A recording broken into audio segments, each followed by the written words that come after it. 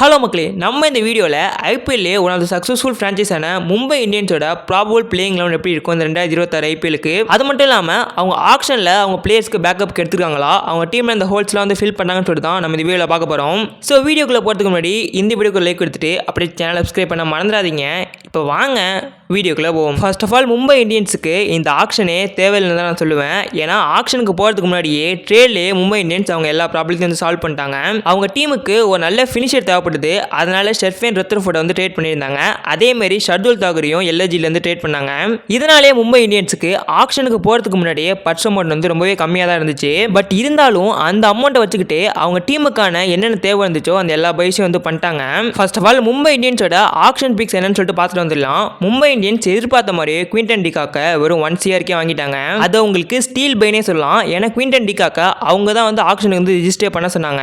அதுக்கு ஏற்ற மாதிரியே 2.5 CR வச்சுக்கிட்டு குவிண்டன் டிகாக்க வெறும் 1 CRக்கே எடுத்துட்டாங்க. அது ஒரு ஸ்டீல் மூவ் தான். அதுக்கப்புறமா அவங்க வழக்கமாக இருக்கிறது போல டேனிஷ் மால்வார், முகமது இசார், அதர்வா அன்கோல்கர், மயாந்த் ராவத் இந்த மாதிரியான யங்ஸ்டர்ஸை பை பண்ணாங்க. இதனால எம்ஐயோட இந்த வாட்டி ஸ்குவாட் ரொம்ப பயங்கரமாக இருக்குன்னு சொல்லலாம். அது மட்டும் இல்லாமல் நிறைய பேர் எம்ஐ வந்து 2019 ஸ்குவாடை வந்து ரிப்பீட் பண்ணுறாங்கன்னு சொல்கிறாங்க. ஆமாம், அது உண்மைதான். அதை பற்றி நம்ம டீட்டெயிலாக பின்னாடி வந்து டிஸ்கஸ் பண்ணுவோம். இப்போ நம்ம எம்ஐயோட ப்ராபபிள் 11 எப்படின்னு சொல்லிட்டு வாங்க பார்க்கலாம். இப்போ எம்ஐயோட ஓப்பனர்ஸ் எப்படி இருப்பாங்கன்னு கேட்டிங்கன்னா கண்டிப்பாக டிகாக்கும் ரோஹித் சர்மாவும் தான் இருப்பாங்க. பட் அன்ஃபார்ச்சுனேட் போன சீசன் ரயான் ரிகல்டன் எம்ஐ கண்டி ரொம்பவே சூப்பராக பண்ணாரு. ஆனால் இப்போ ரீசெண்ட் டேஸில் ரொம்ப போர் ஃபார்மில் இருக்கனால தான் எம்ஐ வந்து டிகாக்கே வந்து எடுக்க போனாங்க. உண்மையாக சொல்ல போனால் இன்டர்நேஷனல் கிரிக்கெட்லேயே சவுத் ஆஃப்ரிக்கா டீமே வந்து ரயான் ரிகல்டன் ட்ராப் பண்ணிட்டு தான் டிகாக்கு வந்து ரிட்டைர்மெண்ட் வந்து வர வச்சாங்க. ஸோ அந்த மாதிரி இருக்கிறப்ப கண்டிப்பாக எம்ஐ வந்து டிகாக்க தான் வந்து ஓப்பனிங்க்கு ப்ரிஃபர் பண்ணுவாங்க. அதுதான் நடக்கும். ஸோ குவிண்டன் டிகாக்கும் ரோஹித் சர்மாவும் தான் ஓப்பனிங். ஒன் டவுன் வந்து திலக் வர்மா இல்ல சூரியகுமார் யாதவ், அது வந்து காம்பினேஷனை பொறுத்து. அதாவது ஃபர்ஸ்ட் ரோஹித் சர்மா அவுட் ஆயிட்டார் அப்படின்னா கண்டிப்பாக வந்து சூர்யா தான் வருவார். சப்போஸ் ஃபர்ஸ்ட் டிகாக் அவுட் ஆயிட்டார் அப்படின்னா திலக் வர்மா வருவார். அதுக்கப்புறமா நம்பர் 5ல வந்து டீமோட கேப்டனான ஹர்திக் பாண்டியா, அவரை ஃபாலோ பண்ணி நமந்தீர். அந்த ஃபினிஷர் ஆப்ஷன் தான் வந்து யாருன்னு தெரியல. ஒன்னு ஆனா வில்ஜாக்ஸ் ஆட முடியல, ருத்தர்ஃபோர்ட் ஆட முடியும். இந்த ரெண்டு பேர் ஒருத்தர் தான் ஆட முடியும். இப்போ எம்ஐ வந்து அந்த ரோலை ஃபினிஷருக்காக பார்க்குறாங்க அப்படின்னா கண்டிப்பாக வந்து ருத்தர்ஃபோர்டே வந்து ப்ரிஃபர் பண்ணலாம். ஏன்னா வில்ஜாக்ஸ் வந்து டாப் ஆர்டர் பேட்ஸ்மேன். அவராட்டி வந்து ஃபினிஷிங் பண்ண முடியான்னு கேட்டிங்கன்னா தெரியல. ஸோ கண்டிப்பாக வந்து ருத்தர்ஃபோர்ட் தான் வந்து எம்ஐ வந்து ப்ரிஃபர் பண்ணுவாங்க. இப்போ அந்த ஸ்பின்னர் ஓவர்சீஸ் பிளேயர்ஸ்க்கு ஒரு குழப்பம் வரும். அது என்ன அப்படின்னா அல்லா கசன்ஃபரா இல்லை மிச்சல் சாண்டரா. போன அல்லா கசன்ஃபர் வந்து இன்ஜுரியால போயிருந்தாரு. அதனால தான் வந்து மிச்சல் சாண்டர் வந்து எல்லா மேட்சும் ஆடினாரு. ஆனால் இந்த வாட்டி வந்து அல்லா கசன்ஃபர் வந்து எல்லா லீக்லையுமே வந்து நல்ல ஃபார்மில் இருக்காரு. ஸோ இந்த எம்ஐ வந்து யார் ஆட வைக்க போறாங்கன்னு தெரியல. ஸோ இந்த ரெண்டு பேர்ல ஒருத்தர் தான் ஆட வைக்க முடியும். ஏன்னா டாப் ஆர்டர் வந்து டிகாக் வந்து நம்மளாட்டி மாற்ற முடியாது. அதேமாதிரி ட்ரெண்ட் போல்ட்டையும் வந்து மாற்ற முடியாது. இப்போ ருத்தர்ஃபோர்ட், வில்ஜாக்ஸ் இந்த ரெண்டு பேரில் ஒருத்தர் கண்டிப்பாக ஆடி ஆகணும் ஃபினிஷிங்க்கு. அப்படி பார்க்குறப்ப அல்லா கசன்ஃபரா மிச்சல் சாண்டரான்னு கேட்டிங்கன்னா எம்ஐ வந்து யார் ஆட வைக்க போறாங்கன்னு தெரியல. பார்ப்போம் எம்ஐ வந்து என்ன பண்றாங்க அப்படின்னு.